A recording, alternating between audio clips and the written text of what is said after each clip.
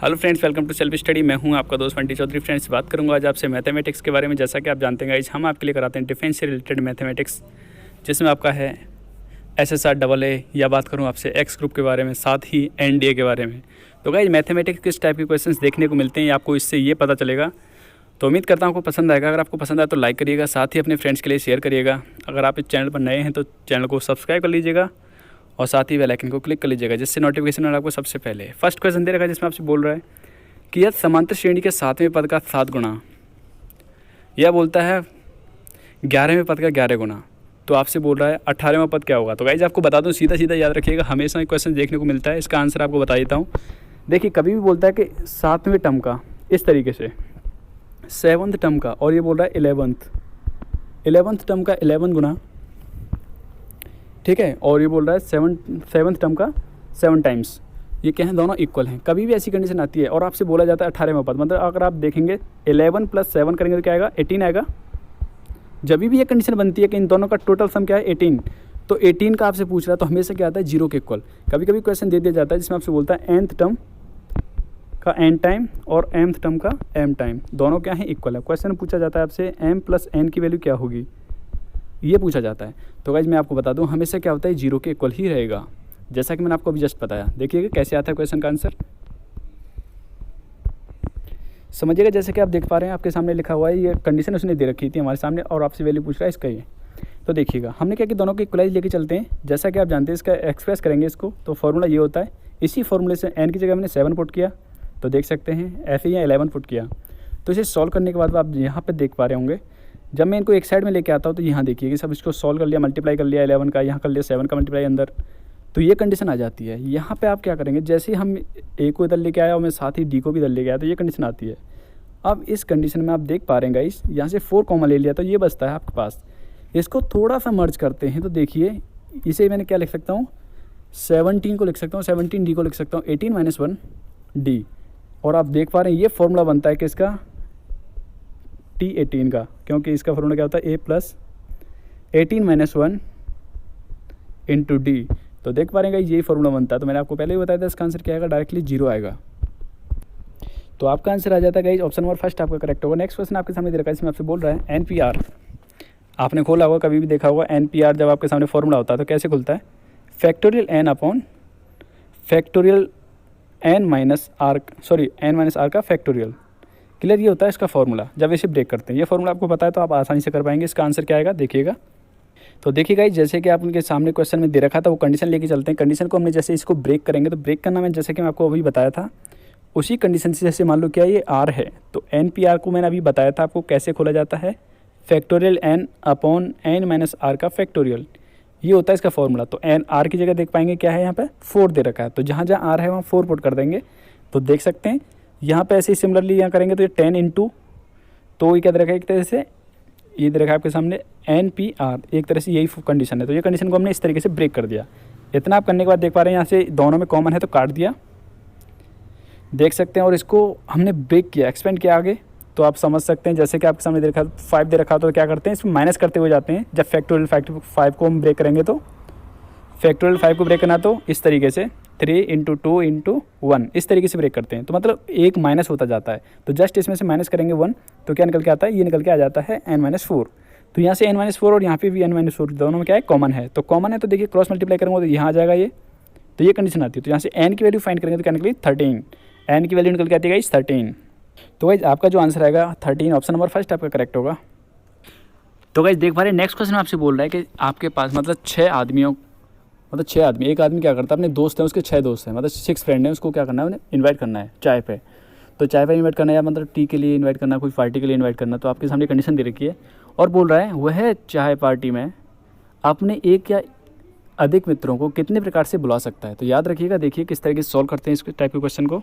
यहाँ देखिएगा, या तो एक टाइप से बुला सकता है या फिर 2 टाइप से, मतलब या तो वो एक को बुला दे और उससे बोल दे कि बाकी के फ्रेंड को बोल देगा, ठीक है। सेम ऐसी कंडीशन, ये 2 को फ़ोन कर सकता है या फिर 3 को फ़ोन कर सकता है, या फिर एक साथ वो 4 को कर सकता है, फिर 5 को कर सकता है, या फिर 6 को कर सकता है। सबको सिंप्लीफाई करेंगे, सॉल्व करेंगे, तो आपका आंसर फाइंड होके आ जाएगा गाइस।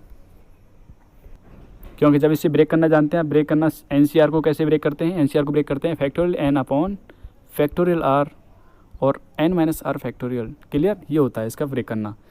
पी को कैसे करते हैं, पी में गाइज आपके लिए ये नहीं होता, बस बाकी का सेम ऐसे होता है। लेकिन यहाँ पे क्या पूछ रहा है आपसे, सी दे रखा है तो सी को इस तरीके से ब्रेक करते जाएंगे, आंसर आपका फाइंड होकर आ जाएगा। तो देख सकते हैं 63। तो देख पा रहे हैं गाइज आपका आंसर क्या है, 63। ऑप्शन नंबर सी आपका करेक्ट होगा। नेक्स्ट क्वेश्चन आपसे बोल रहा है गाइज, इसके प्रसार में मध्य पद पूछ रहा है, मतलब आपकी मिडिल टर्म पूछ रहा है। मिडिल टर्म कौन सी होगी ये पूछ रहा है। तो देखो इसे आप एक्सप्रेस करेंगे तो आपसे पूछेगा मिडिल टर्म कैसे निकालेंगे, समझिएगा। तो देखिएगा आपके सामने क्वेश्चन लिखा हुआ, इसको एक्सप्रेस करेंगे। तो देखिए मिडिल टर्म हमने निकाली है, तो मिडिल टर्म आप जानते हैं सीधा इसके बीच में कौन सी संख्या आएगी, ये देख लीजिएगा 11 और 11 तक कोई नंबर लिखा हुआ है आपके सामने, तो इसका आप निकालेंगे मिडिल टर्म, आराम से निकाल सकते हैं। 6 जो 6वें नंबर पर होगी मिडिल टर्म होगी, तो आपका आंसर निकल के आ जाएगा। आप इसे आराम से सॉल्व कर सकते हो, कोई दिक्कत वाली बात नहीं है।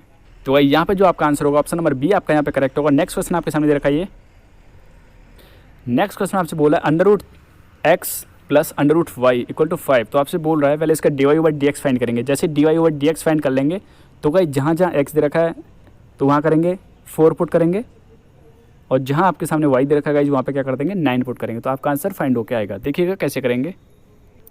तो जैसा कि गाइज आप देख पा रहे हैं आपके सामने क्वेश्चन लिखा हुआ है, और आपके सामने क्वेश्चन पूरा दे रखा था इस तरीके का। तो पहले dy/dx फाइंड करेंगे। तो गाइज dy/dx फाइंड करना कोई बड़ी बात नहीं है, √x का जैसे करते थे सेम वैसे ही करेंगे, आराम से इसका dy/dx फाइंड होके आ जाएगा। तो देखिएगा dy/dx फाइंड कर लिया। यहाँ पे देखेंगे यहाँ पे क्या है 1/2 कॉमन है, तो कॉमन है तो आप समझ सकते हैं कॉमन लेने के बाद 1/2 और 0 की तरफ जाएगा तो क्या हो जाएगा, 0 में इंक्लूड हो जाएगा, 0 में चला जाएगा। तो ये कंडीशन बचती है आपके सामने। अब जब ये कंडीशन बचती है तो आप क्या करेंगे, इसको आप इधर लेके जाते हैं तो माइनस में जाएगा। तो माइनस में आने के बाद आप देख सकते हैं जब मैं आपके सामने निकालूंगा dy/dx, और जब मैं आपको बोला कि ये इधर जाएगा तो क्या हो जाएगा, इस तरीके से आएगा। y को मैं यहाँ से हटाऊंगा तो y कहाँ चला जाएगा, मल्टीप्लाई में जाएगा इसके साथ। तो आपके पास कंडीशन आएगी इस तरीके से, ये जो कि आपके सामने है। और यहाँ आपको पुट करना है y की जगह 9 पुट करना है और x की जगह 4 पुट करना है, आपका आंसर निकल के आ जाता है -3/2। तो गाइज आपका जो ऑप्शन होगा ऑप्शन नंबर ए यहाँ पे आपका करेक्ट होगा। नेक्स्ट क्वेश्चन आपके सामने फिर से दे रखा है, इसमें dy/dx आपसे पूछ रहा है। गाइज आपके सामने कंडीशन दे रखी है y इक्वल टू, ये रूट के अंदर दे रखा है सब कुछ, और आपसे बोल रहा है इसका dy/dx क्या होगा। देखिएगा आसान क्वेश्चन है, इस टाइप के क्वेश्चन आसानी से हो जाते हैं। देखिए फर्स्टली मैंने आपके सामने क्वेश्चन को लिख रखा है, ये आप देख सकते हैं यहाँ पर dy/dx आपसे पूछ रहा है। तो हम क्या करेंगे, हमने क्या किया बोथ साइड स्क्वायर करा, पहले इसका दोनों तरफ स्क्वायर करा। तो स्क्वायर करने के बाद आप देख पा रहे हैं यहाँ क्या आएगा x² और यहाँ आएगा y² x plus under root के अंदर, बाकी ये कंडीशन यूँ कितनी आएगी इस तरीके से 0 0। तो समझ सकते हैं ये y के इक्वल दे रखा था, तो इसकी जगह हम क्या पुट कर सकते हैं, पूरे की जगह y पुट कर सकते हैं। तो y पुट करेंगे तो कंडीशन आपके सामने ये निकल के आएगी जो कि मैंने आपके सामने लिखी हुई है। ये y को मैं एक साइड में लेके आऊँगा तो इस तरीके से लेके आ जाऊँगा तो ये बनेगा। तो अब इसका dy/dx फाइंड करता हूँ मैं, तो कर सकते हैं इसका डिफ्रेंशिएट करूँगा x के रेस्पेक्ट में, तो ये निकल के आएगा। तो डिफ्रेंशिएट निकल के यहाँ से कॉमन ले लेता हूँ, dy/dx कॉमन ले लेते, तो बचता है आपके सामने 2y + 1 = 1। तो मैं निकालूंगा dy/dx क्या निकलेगा 1/2y + 1। उम्मीद करता हूँ क्लियर हो गया होगा। तो गाइस जो आपका आंसर आएगा ऑप्शन नंबर बी आपका यहाँ पे करेक्ट होगा। उम्मीद करता हूँ क्लियर हो गया होगा। सॉरी गाइस इसमें थोड़ी मिस्टेक कर दी है, यहाँ पे देखेंगे आप, यहाँ पे माइनस दे रखा तो यहाँ भी माइनस ही होगा, ये गलती से कर रखा गाइस, यहाँ माइनस तो यहाँ भी माइनस होगा। तो गाइस यहाँ पे जो आपका ऑप्शन ये नहीं, ये करेक्ट होगा। यहाँ पे देख पा रहे हैं ऑप्शन नंबर सी आपका जो यहाँ पे करेक्ट होगा। नेक्स्ट बात करते हैं। नेक्स्ट आपके सामने दे रखा है x⁴y इक्वल टू दे रखा है e⁻x - y। आपसे पूछ रहा है यहाँ पे dy/dx। तो समझिएगा dy/dx कैसे फाइंड करेंगे, आसानी से कर पाएंगे। तो गाइज आपको बता दूँ ये क्वेश्चन सारे के सारे इंपॉर्टेंट है, कोई भी क्वेश्चन ऐसा नहीं है जिसे आप देख के बोलते कि ईजी लेवल है या टफ लेवल है। तो गाइज अगर आप इससे हाई लेवल के हो तो गाइज IIT की तैयारी करो। यहाँ पे क्या कर रहे हो फिर, देखिएगा क्वेश्चन आपके सामने लिखा हुआ है और dy/dx आपसे फाइंड करवा रहा था। dy/dx फाइंड करने से पहले आपको बता दूँ गाइज यहाँ पे हमने लॉग लेंगे दोनों तरफ। तो लॉग लेने के बाद आप देख पा रहे हैं यहाँ से e हट जाएगा और यहाँ पे लॉग लेंगे। तो आपको मैंने कंडीशन पहले भी बताई है, जैसे आपके सामने लिखा हुआ है इस तरीके से पावर y। तो मैंने आपको बताया था लॉग में ऐसी कोई कंडीशन होती है तो y कहाँ होता आगे आ जाएगा। तो क्या बनेगा y × log x, ये कंडीशन आ जाती है। तो आप देख पा रहे हैं मैंने इसको इस तरीके से ब्रेक करने के बाद ये कंडीशन आ जाती है आपके सामने। यहाँ से y को कॉमन ले लिया क्योंकि y जितनी भी y हैं y टर्म को मैं एक साइड में लेके जाता हूँ तो ये बनता है आपके सामने। तो यहाँ से y की वैल्यू फाइंड करूँगा तो y की वैल्यू निकल के आती है, इसे इक्वेशन फर्स्ट नाम दे दिया हमने। नेक्स्ट अब मैं कर रहा हूँ आपके सामने इसका dy/dx फाइंड करूँगा। देखिएगा कैसे, जो कि आपके सामने कंडीशन दे रखी है इसी कंडीशन को लेके चलता हूँ और आपके सामने फाइंड करना है। इसका आंसर कैसे फाइंड करना है ये देखो, यहाँ पे देखिए log x को मैंने क्या हुआ है, log x को आपके सामने यूँ का रखा हुआ, पहले किया मैंने y का डिफ्रेंशिएट किया तो dy/dx। अब मैंने क्या किया अब y को जगह तो रखा, अब मैंने किया है log x का, log x का क्या हो जाएगा 1/x, तो y इंटू 1/x करेंगे तो क्या आता है y/x आएगा, नहीं आएगा। तो देख पा रहे हैं सेम ऐसे ही किया। अब करता हूँ मैं इसका, तो इसका किया मैंने, देखिए x का 1 होगा, dy/dx हो जाएगा, y का करूँगा तो यहाँ पे आपको क्या करना है, dy/dx की जो टर्म्स हैं एक साइड में लेके जाएंगे, बाकी की जो टर्म्स है बची हुई उन टर्म को एक साइड में, जैसे 1 तो यहाँ है ही, इसको मैं इधर लेके आऊँगा तो ये बनेगा, देख पा रहे हैं यहाँ से कॉमन ले लिया तो dy/dx तो बचेगा आपका log x + 1। तो गाइस समझिएगा इस क्वेश्चन को, यहाँ पर थोड़ा आवाज़ हो रही है तो गाइस इसके लिए माफ़ी चाहते हैं आपके लिए। तो देखिएगा यहाँ पे आपको y की वैल्यू जो पुट करनी है यहाँ से पुट कर दीजिएगा। जब यहाँ से वैल्यू मैं पुट कर लेता हूँ तो यहाँ देख पा रहे हैं आपके सामने ये निकल के आई कंडीशन, तो यहाँ x से x कट जाता है तो ये आता है इक्वल में। अब देखो जब हम एलसीएम वगैरह लेंगे तो देखिए एलसीएम लिया तो क्या आएगा log x + 1 और माइनस का 1 अपॉन में log x + 1 ये आएगा। और गाइस जब मल्टीप्लाई करूँगा दोनों, देखो यहाँ से जब x इधर जाएगा ये log x + 1 तो आपका क्या हो जाएगा log x + 1 का होल स्क्वायर। यहाँ पे आप देख पा रहे हैं 1 से 1 कट जाएगा तो ये बचेगा आपके सामने कंडीशन, तो यही आपका क्या होगा आंसर।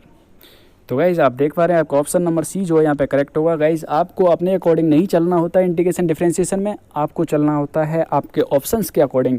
अगर आपके ऑप्शंस में कहीं भी y नहीं दे रखा तो आप y नहीं छोड़ेंगे। अगर आपके सामने एक ऑप्शन में देख पा रहे हैं ऑप्शन में कहीं y है, y की टर्म है कहीं तो y लेके चलेंगे।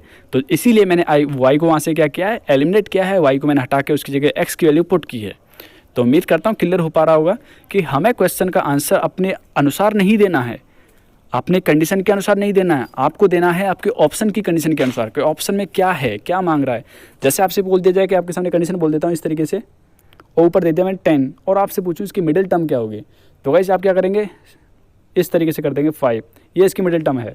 लेकिन आपके पास ऑप्शन में जो दे रखा है वो एक्सप्रेस करके देखा है तो आप क्या करेंगे, आपको एक्सप्रेस करके आंसर देना पड़ेगा ना, तो उसी के अकॉर्डिंग आपको आंसर फाइंड करना होता है। चलिए नेक्स्ट क्वेश्चन आपसे बोल रहा है, देखो बहुत ही अच्छा क्वेश्चन दे रखा है आपके सामने, sin x × cos x dx, इसका आपसे इंटीग्रेशन फाइंड करवा दो। देखिए आप sin x को कुछ भी मान लीजिएगा, t मान लीजिएगा, t मानेंगे तो क्या आएगा cos x और dx इक्वल टू आ जाएगा dt। तो देख सकते हैं गाइस इसकी जगह करूँगा मैं t पुट sin की जगह, और इसकी जगह क्या पुट करूँगा, देखिएगा यहाँ से कर दूँगा dt, तो dt आप इसका कर सकते हैं t²/2 क्या बनेगा t² + c।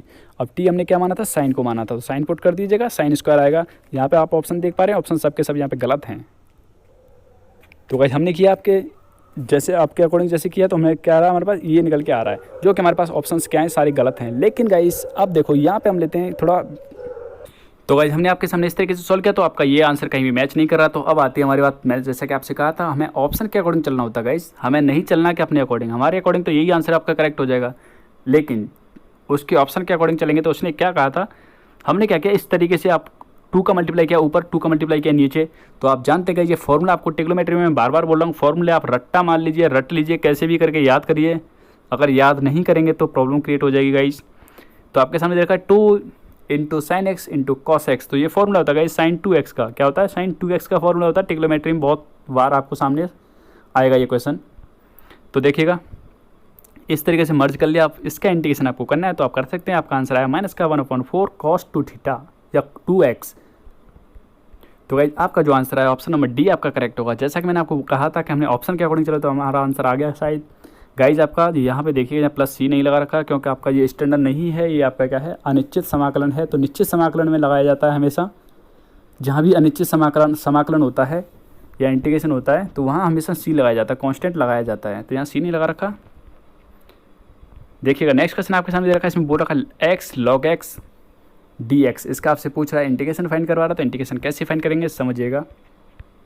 तो भाई जो आपके सामने क्वेश्चंस करा रहे हैं, जो आप बोलते हैं लेवल होना चाहिए, लेवल होना चाहिए, लेवल अच्छा होना चाहिए, इनका अच्छा खासा लेवल है गाइस। अगर आपको इतना इस टाइप के क्वेश्चंस आपको आते हैं तो आप एनडीए का मैथमेटिक्स से आराम से क्रॉस कर पाएंगे, कोई दिक्कत वाली बात नहीं होगी। लेकिन आप बोलते हैं ये भी ईजी है तो ये भी ईजी है, तो गाइस आप यहाँ क्या कर रहे हो, IIT में जाइए, यहाँ पर कुछ नहीं है। ये आपको इसको करेंगे, देखो हमने क्या मान लिया, इसे मान लिया फर्स्ट, इसे मान लिया सेकंड, तो आप क्या करेंगे आईलेट के थ्रू इसे सॉल्व करेंगे। तो आईलेट के थ्रू इसे सॉल्व करेंगे तो देखिएगा जिसको माना फर्स्ट यूँ कहते हो, सेकंड का इंटीग्रेशन मतलब x का इंटीग्रेशन किया तो ये निकल के आया माइनस, जो कि फॉर्मूले में होता है माइनस।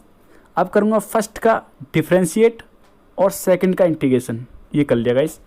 तो यहाँ पे आप देख पा रहे हैं गाइस, यहाँ पे देखेंगे तो 1/2 आगे आ जाता है यहाँ से निकल के, और यहाँ से x से x कट गया एक, तो ये बनता है यहाँ पे x बचता है। तो x बचता है तो गाइस आप इसका इंटीग्रेशन करना आसान है, आराम से कर पाएंगे। तो आपका इंटीग्रेशन क्या, तो ये आया निकल के, यहाँ पे देख सकते हैं। तो आपका आंसर क्या निकल के आया, यहाँ पे देखिएगा x² कॉमन ले लिया तो बचता है आपके सामने log x माइनस का 1/2 प्लस c। तो गाइस यहाँ पे आपका जो ऑप्शन होगा, ऑप्शन नंबर फर्स्ट ही आपका यहाँ पे करेक्ट होगा। तो गाइस देख लीजिएगा एक बार। नेक्स्ट क्वेश्चन आपके सामने दे रखा है, जिसमें आपसे बोल रहा है f की पावर दे रखा है आपके सामने, सॉरी fx इक्वल टू दे रखा है 2 की पावर x। तो आपसे बोल रहा है इनकी वैल्यू आपसे फाइंड करवा रहा है। तो इसकी वैल्यू फाइंड करवा रहा है, तो आपको बताना है किस तरीके से ये आपकी कैसी सीरीज बना रहे हैं या कौन सी सीरीज बनाएंगे। तो देखिए गाइस, हालांकि आपने अगर थोड़ा भी दिमाग लगाएगा तो आप समझ जाएंगे। जैसे कि हमने 0 पुट किया तो ये बनेगा 1, 1 पुट किया तो बना आपके सामने 2, और 2 पुट किया तो क्या बना 4। तो आप देख पा रहे हैं ये क्या बना रहे हैं, एक जीपी सीरीज बना रहे हैं।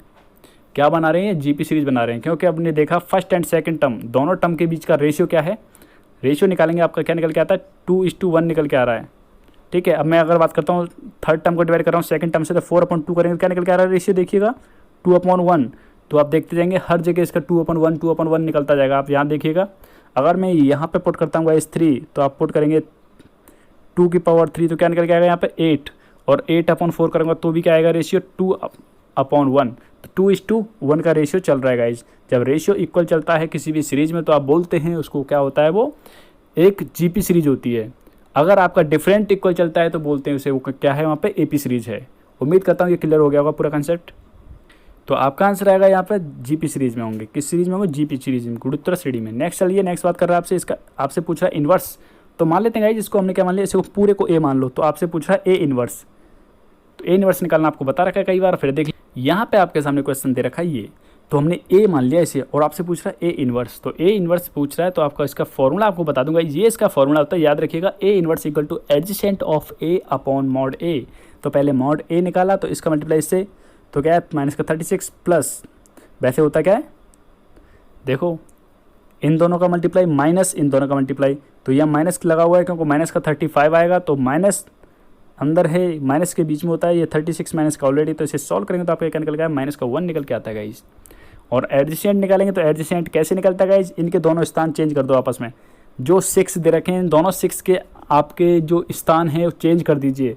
चाहे आपके पास देखिएगा, मैं आपके सामने लिख के बता रहा हूँ इस तरीके से, ए बी सी और डी ये दे रखा है। इसका एडजेसेंट आपको पूछ रहा हो गाइज, क्या करेंगे, डी की जगह ए पहुँचा देंगे और ए की जगह डी।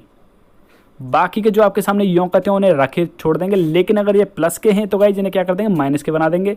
अगर यहाँ एक माइनस का होता और ये प्लस का होता तो गाइज सी तो माइनस का रहेगा। इनका चिन्ह बदल देते हैं आपस में गाइज, क्या होता है चिन्ह बदल देते हैं। तो समझ पा रहे होंगे, इसका एडजेसेंट आपने निकाल लिया है। अब फॉर्मूले में आप पुट कर दीजिएगा, फॉर्मूले में पुट करेंगे, ये देखिए हमने कर दिया है। -1 का मल्टीप्लाई करूँगा इसके अंदर, पूरे सभी एलिमेंट से मल्टीप्लाई हो जाएगा तो निकल के आया ये। और ये किसके इक्वल आ रहा है गाइज, आपका एक इक्वल आ रहा है, क्योंकि ये ए ही था और एक इक्वल ही निकल के आ रहा है। ठीक है, आपको तो आंसर से मतलब है, तो आपका आंसर निकल के आता है ऑप्शन नंबर फर्स्ट आपका करेक्ट होगा। नेक्स्ट बात करते हैं, नेक्स्ट क्वेश्चन आपके सामने देखा है, वेक्टर दे रखे हैं, एक फर्स्ट वेक्टर दे रखा है, सेकंड वेक्टर दे रखा है और तीसरा वेक्टर दे रखा है। उसने बोला है इन दोनों का सम करना है। तो आप, और ये क्या है, इसके ऊपर परपेंडिकुलर है। मतलब ये सिंपली बात ये है कहने की, ये दे रखा है vector A plus T vector into vector B, ये परपेंडिकुलर है किसके, आपके वेक्टर सी के, ये परपेंडिकुलर बोल रहा है। तो पहले निकालेंगे ये वाली कंडीशन, उसके बाद में परपेंडिकुलर लगाएंगे। तो देखिए गाइज, आपके सामने फर्स्ट सेकंड थर्ड तीनों को लिख रखा है हमने, ये कंडीशन आपके सामने दे रखी है और आपसे पूछ रहा है टी की वैल्यू। तो टी की वैल्यू आपको फाइंड करनी है, तो पहले निकालेंगे हम ये वाली कंडीशन। देखो ए लिख लिया है, प्लस इनटू टी का मल्टीप्लाई, ये देखो टी का मल्टीप्लाई कर लिया, बाकी का बी यहाँ पे रख दिया है, वी वेक्टर ये रहा। अब मल्टीप्लाई करूँगा तो देख सकते हैं ए कैप के साथ में, सॉरी आई कैप के साथ में आई कैप वाले, ये हो गया आपके जे कैप, ये हो गया के कैप।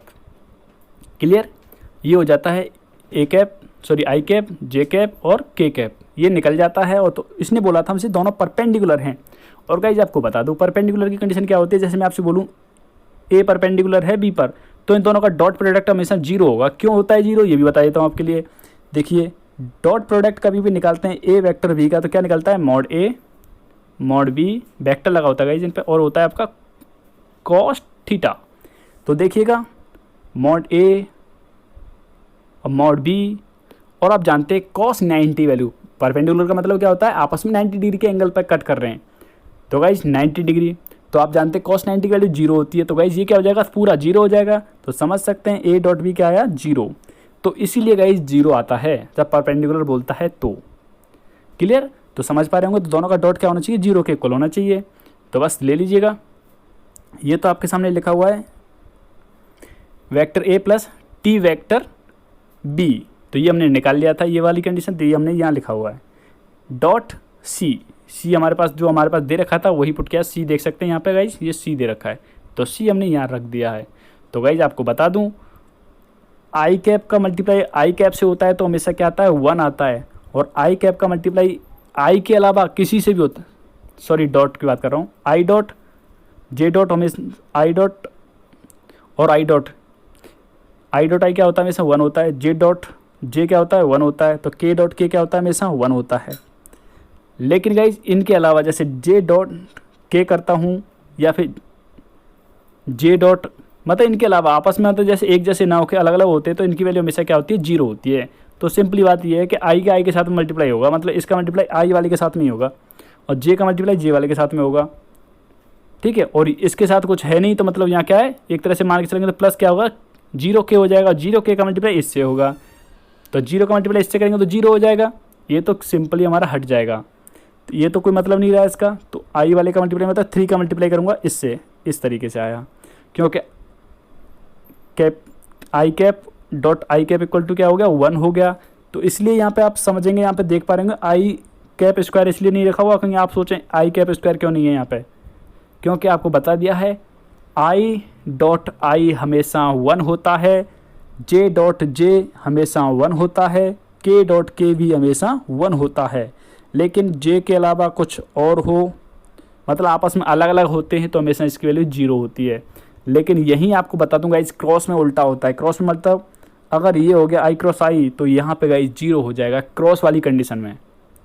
क्लियर, तो देखो जब इससे मल्टीप्लाई किया तो आई डॉट आई आया तो क्या आ गया, तो आई डॉट आई क्या होता है, इक्वल टू 1 होता है, तो इसलिए यहाँ पे 1 हो गया है। सेम ऐसे ही जे के साथ में किया तो ये आया।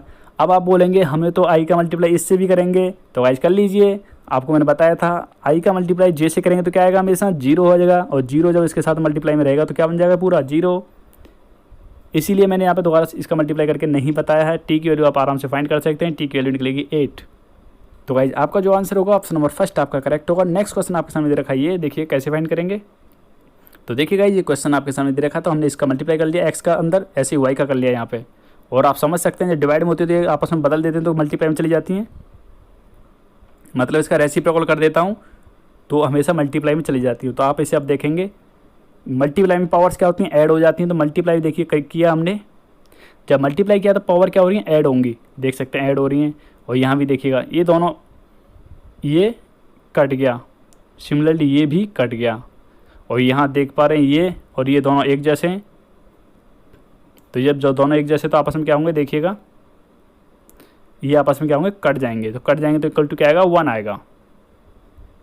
तो गाइज आपका जो ऑप्शन होगा ऑप्शन नंबर डी आपका यहाँ पे करेक्ट होगा। नेक्स्ट बात करते हैं गाइज, वेट अ सेकंड, हाँ नेक्स्ट क्वेश्चन आपसे बोल रहा है गाइज, ये लॉग में वैल्यू दे रखी गाइज। बहुत ही जल्द मैं आपको सामने वीडियो लेके आऊँगा, लॉग की एक वीडियो देखेंगे आपका पूरा क्लियर हो जाएगा। ऐसे ही बाइनरी का कराऊंगा मैं, बोर्ड पे कराऊंगा ये सामने आपके सामने, जिससे आप समझ पाएँ अच्छी तरह से।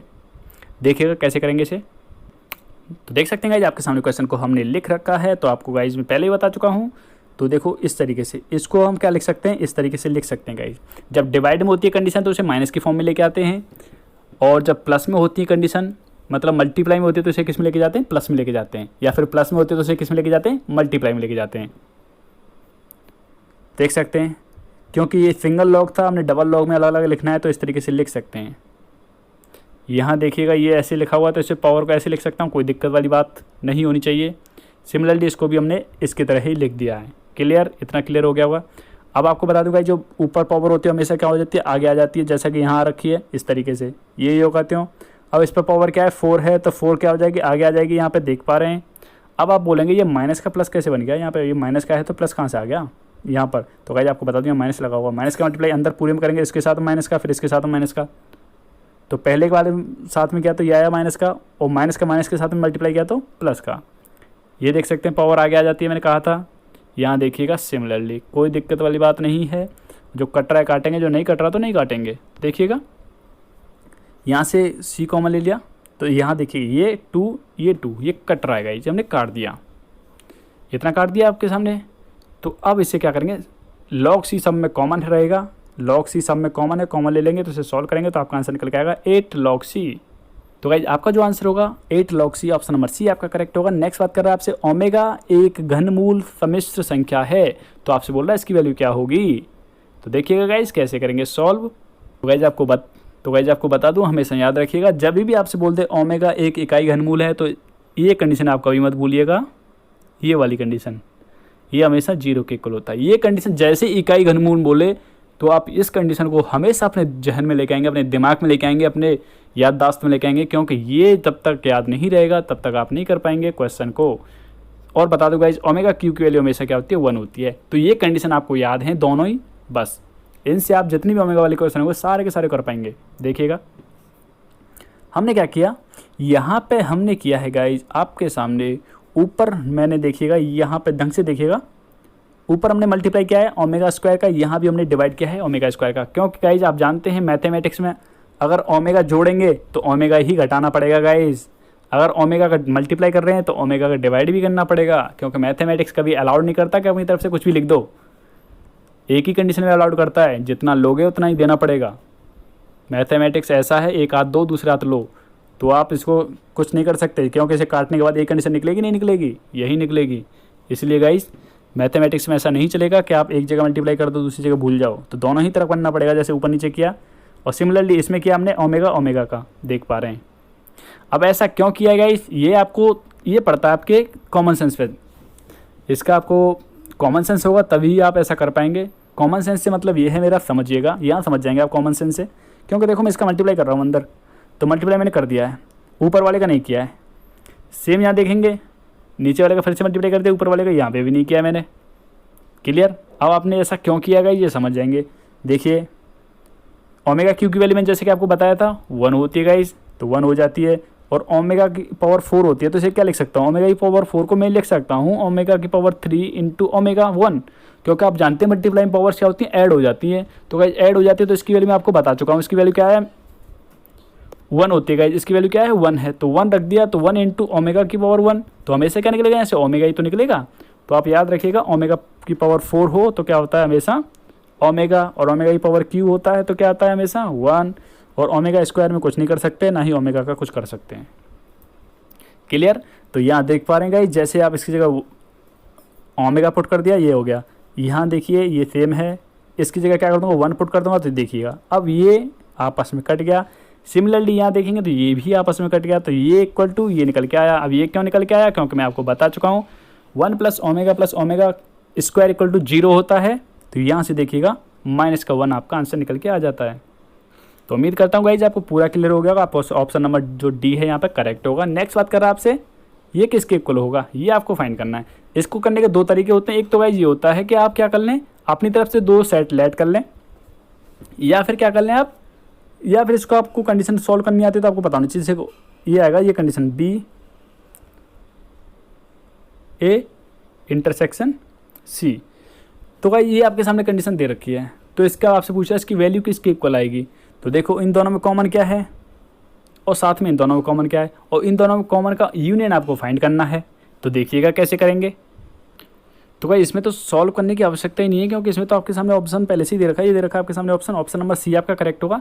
आपको हाँ प्रूव करके दिखा सकता हूँ कैसे। जैसे कि आप ले सकते हैं ए ले लिया 1 2 3, ज़्यादा बड़ा नहीं लेना, मैं बी ले लेता हूँ 2 3 4, ऐसे ही मैं सी ले लेता हूँ। सी ले लिया हमने 3 4 5, ये ले लिया गाइस। अब पहले क्या करेंगे आप बी यूनियन सी निकालिए। तो बी यूनियन सी निकालेंगे तो निकल जाएगा, बी यूनियन सी क्या निकलेगा 2 2 3 4 एंड 5। अब इसके साथ में इंटरसेक्शन किसका निकालना है 1 2 3 का। ए का हम निकालेंगे इंटरसेक्शन 1 2 और 3, इसका इंटरसेक्शन निकालेंगे गाइस। तो ये क्या है 2 3 4 एंड 5। तो इंटरसेक्शन का मतलब जो कॉमन पार्ट होता है, कॉमन क्या है 2 और 3, तो ये निकल गया है आपका आंसर। ठीक है, यहाँ से क्लियर, ये हो जाता है आपका आंसर, यहाँ से निकल गया। अब बात करेंगे आपका जो ऑप्शंस आपके सामने दे रखे हैं, क्योंकि आपका आंसर आ रहा है आंसर लिख देता हूँ मैं 2 और 3 आ रहा है आपका आंसर। तो देखो क्या ऑप्शन ऐसा है, देखो ए की बात करें, ए ऑप्शन हो सकता है क्या, क्योंकि ए में क्या क्या आ रहा है देखिएगा, ए में है आपका 1 2 3, तो मतलब यहाँ पे क्या है 2 और 3, तो ये ऑप्शन तो आपका कट हो गया सीधा सीधा। बात करूँ इसका, अब मैं लेता हूँ यहाँ से ए इंटरसेक्शन बी, तो ए इंटरसेक्शन बी लूँगा तो क्या निकल के आता है, देखिएगा ए इंटरसेक्शन बी लिया तो निकलेगा 2 और 3, क्लियर। अब मैं लेता हूँ इंटरसेक्शन सी, सी के साथ में इंटरसेक्शन लूँगा तो क्या निकल के आता है यहाँ से 3, आपका टोटल आंसर निकल के आता है 3 इसके थ्रू। तो आप यहाँ देखेंगे तो ये क्या है, यहाँ 3 है, यहाँ पे क्या 2 और 3, तो मतलब आपका ये भी ऑप्शन गलत है। तो थर्ड वाला ऑप्शन आपका करेक्ट होगा। इन कंडीशनों को आप सेटिस्फाई करके देख लीजिएगा, आपका आंसर भी यहाँ से भी यही निकल के आएगा। नेक्स्ट बात करते हैं, नेक्स्ट क्वेश्चन आपके सामने दे रखा है, क्वेश्चन नंबर 17 गाइस। देखो इसमें क्या बोल रहा है, इसमें आपसे बोल रहा है गाइस ये दे रखा है और fx की इक्वल इसकी लिमिट दे रखी है आपके सामने इन्फिनिटी, तो आपसे फाइंड करना है इसका आंसर क्या होगा। मतलब एक तरह से यहाँ fx को छोड़ दो, यहाँ लगा दो limit x tend to infinity, तो इसका आंसर आपसे पूछ रहा है। सिंपली बात ये है यहाँ पे। तो देखिए गाइस इस क्वेश्चन को मैं आपके 1000 बार इस टाइप के क्वेश्चन को बता चुका हूँ कि आपके सामने कभी भी ऐसे क्वेश्चन दे रखा है तो गाइस देखिए यहाँ याद रखिएगा, ऐसी कंडीशन बन रही है जैसे यहाँ कोई फंक्शन हो और ऊपर भी कोई फंक्शन बन रहा है, जैसे ये g(x) के इक्वल, तो हमेशा आपको क्या लिखना है e की पावर, तो e की पावर में लिख दिया है, ये g(x) है गाइस, तो g(x) इंटू fx माइनस 1, देख सकते हैं fx माइनस 1, तो fx क्या है ये, इसे भूल जाओ, ये वैसे लिखा हुआ, इसे छोड़ दो। तो ये हो गया fx और ये हो गया gx, तो gx into fx minus 1। LCM लूँगा तो देख सकते हैं एलसीएम मैंने ले लिया है गाइस, यहाँ पे एलसीएम लेने के बाद जब इसे सॉल्व कर रहा हूँ तो देखो ये इससे कट गया, तो यहाँ से बचेगा 4x और यहाँ से बचेगा 1 प्लस का 1, देख पा रहे हैं गाइस।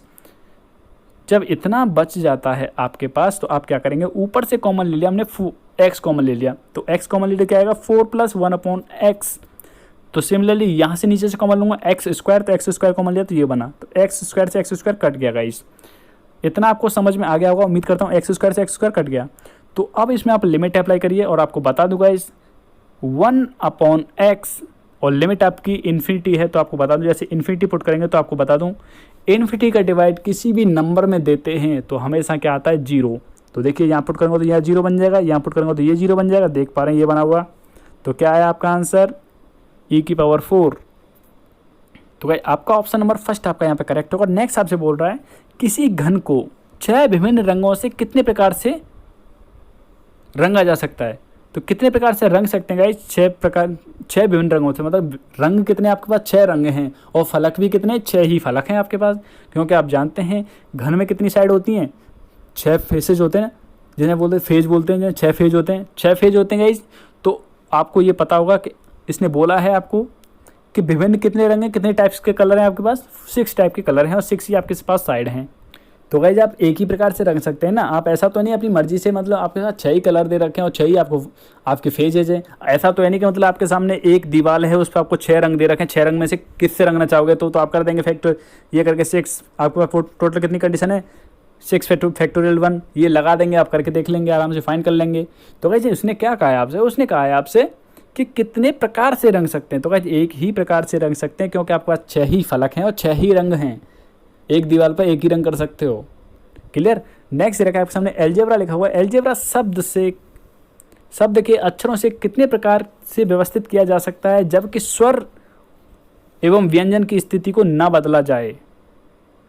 तो गाइज उसने क्या कहा है, स्वर और व्यंजन की स्थिति को ना, मतलब वॉवेल्स जहाँ पे हैं वही होनी चाहिए और कॉन्सोनेंट जहाँ पे हैं वही रहने चाहिए। तो देख सकते हैं इसमें टोटल कितने हैं, टोटल की बात करें इसमें 7 दे रखे हैं, 7 लेटर हैं, 7 लेटर हैं। तो आप देख पा रहे हैं इसमें व्यंजन कितने हैं, व्यंजन के बारे में बात करूँ तो व्यंजन है आपके पास, मतलब इसके कॉन्सोनेंट हैं गाइज, इसमें देखिएगा 1 2 3 4, तो मतलब 4 तो कॉन्सोनेंट हैं और इसमें 3 क्या है वॉवेल्स हैं।